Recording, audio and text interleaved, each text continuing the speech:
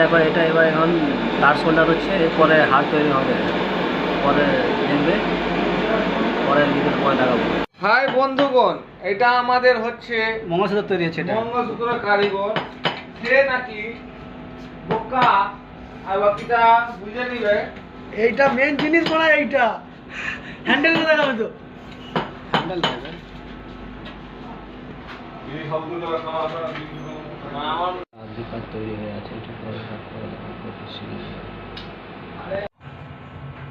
कहाँ से लाया? मानिक चौक से। ऐसा है वो बड़ा सा बढ़िया राम पे